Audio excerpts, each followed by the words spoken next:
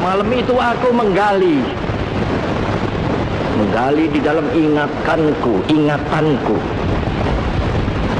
menggali di dalam ciptaku, menggali di dalam khayalku. Apa yang terpendam di dalam bumi Indonesia ini, agar supaya sebagai hasil dari penggalian itu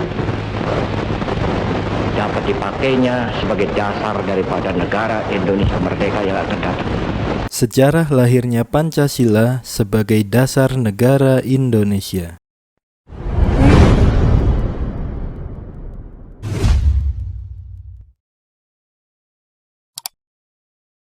Berawal dari kekalahan Jepang pada Perang Pasifik yang mengharuskan mereka menghimpun kekuatan yang lebih besar, maka terucaplah janji manis Jepang kepada Indonesia untuk memberikan kemerdekaan bagi bangsa Indonesia. Tidak hanya itu, semangat kemerdekaan tokoh-tokoh nasional saat itu yang ingin Indonesia merdeka menjadikan terciptanya sebuah dasar negara, yaitu Pancasila.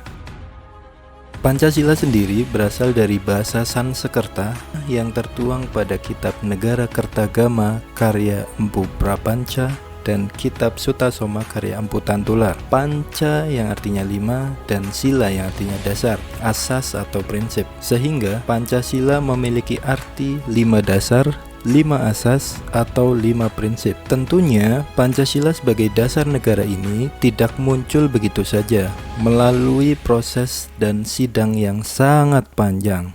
Antara lain, sidang BPUPKI.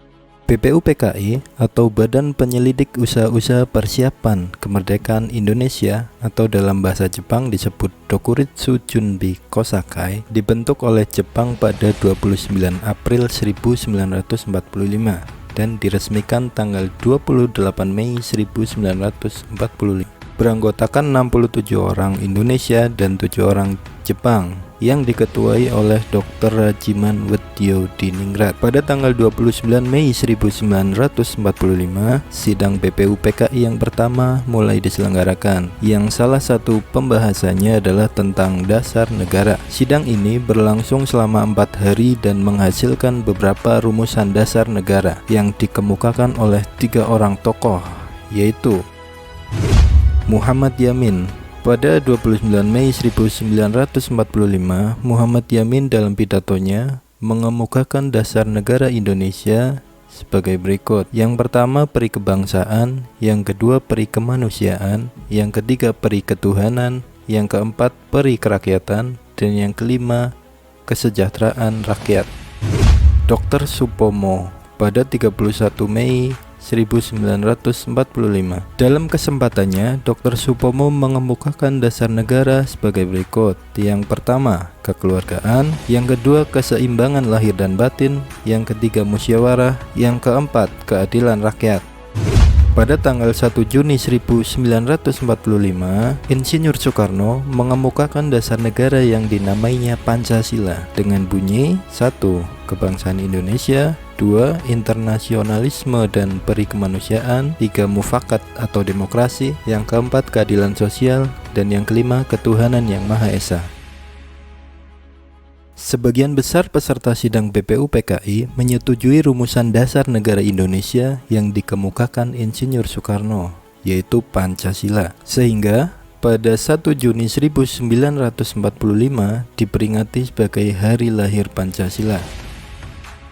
Pada tanggal 1 Juni juga dibentuklah Panitia 9 yang diketuai oleh Insinyur Soekarno dan diwakili Muhammad Hatta, yang beranggotakan A.A. Maramis, Abikusno Cokro Suroso, Abdul Kahar Muzakir, Haji Abdus Salim, Ahmad Subarjo, Abdul Wahid Hasim, dan Muhammad Yamin, di mana tugas panitia ini adalah menetapkan rumusan Pancasila sebagai dasar negara. Pada tanggal 22 Juni 1945, Panitia 9 menghasilkan rumusan dasar negara yang dikenal dengan Piagam Jakarta atau Jakarta Charter, yang sekarang dijadikan pembukaan Undang-Undang Dasar 1945. Dalam Piagam Jakarta, rumusan Pancasila mengalami perombakan yang berbunyi 1. ketuhanan dan kewajiban menjalankan syariat Islam bagi pemeluk-pemeluknya. Yang kedua, kemanusiaan yang adil dan beradab.